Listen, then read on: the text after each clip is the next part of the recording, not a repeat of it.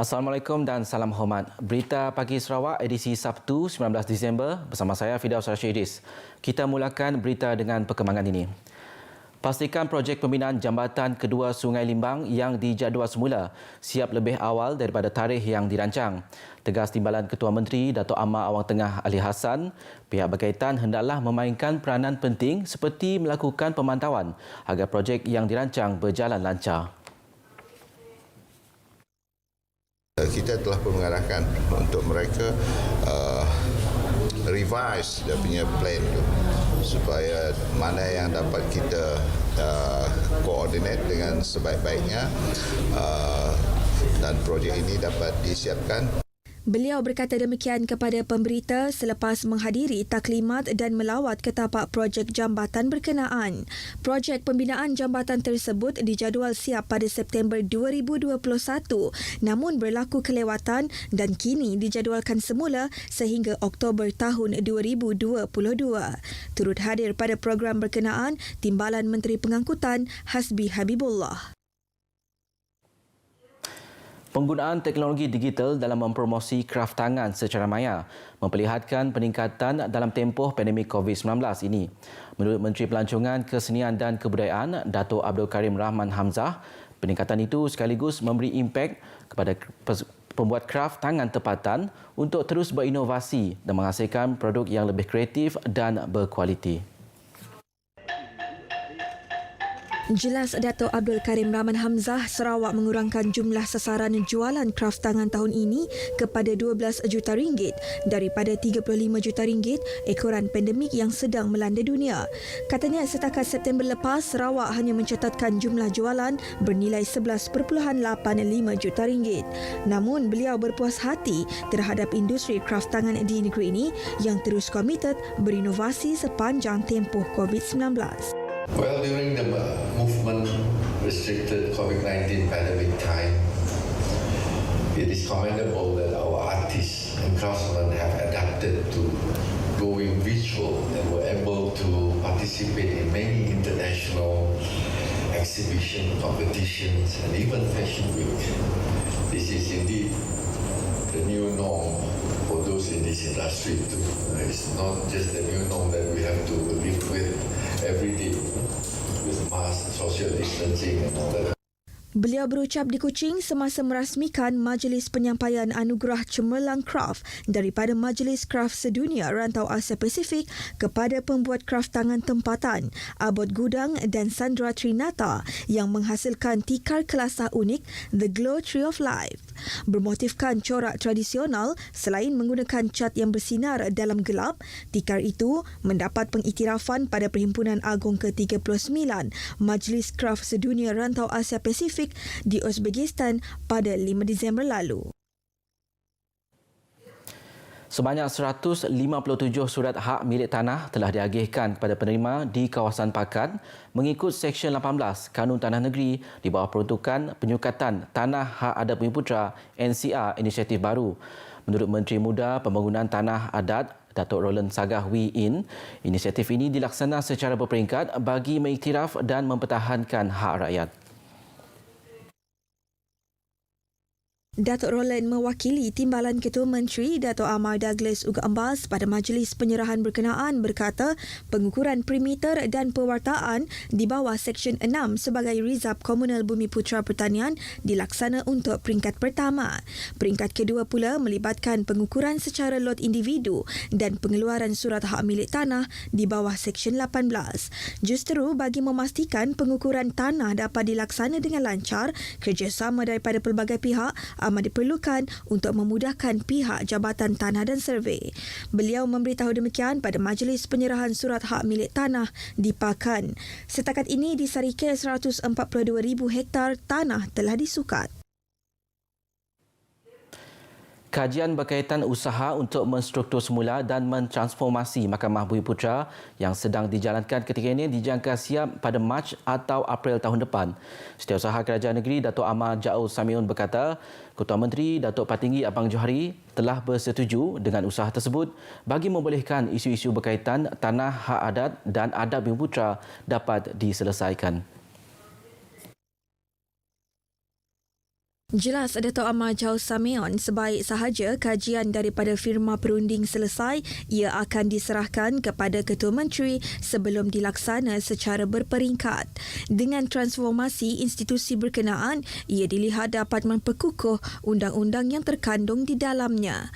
Mahkamah Bumi Putra diperkenal pada tahun 1980 semasa pemerintahan Raja Charles Brooke. Dato' Amar Jauh berkata demikian semasa lawatan kerja beliau ke Seduku Panjai, Lingga di Sri Aman. Pada majlis itu, beliau menyerahkan 3 cek geran kerajaan kepada Jawatan Kuasa Kemajuan dan Keselamatan Kampung Seduku Panjai bernilai 1.1 juta ringgit. Jawatan Kuasa Chapel St. Dunstan menerima geran RM1 juta, manakala cek geran bernilai RM800,000 diserahkan kepada Persatuan Ibu Bapa dan Guru SK St. Dunstan Seduku. Polis Sarawak mengingatkan orang ramai supaya mempertingkat tahap keselamatan kediaman masing-masing, terutama menjelang musim perayaan ini. Pesuruhjaya Polis Sarawak, Dato' Aidi Ismail berkata, orang ramai disaran untuk memaklumkan kepada pihak polis berdekatan dengan mengisi borang balik kampung untuk tujuan rondaan dan pemantauan di kawasan kediaman. Kita pastikan juga rumah-rumah yang ditinggalkan ini dikunci dan dibalurkan kepada pihak polis, datang ke kepala polis untuk mengisi borang.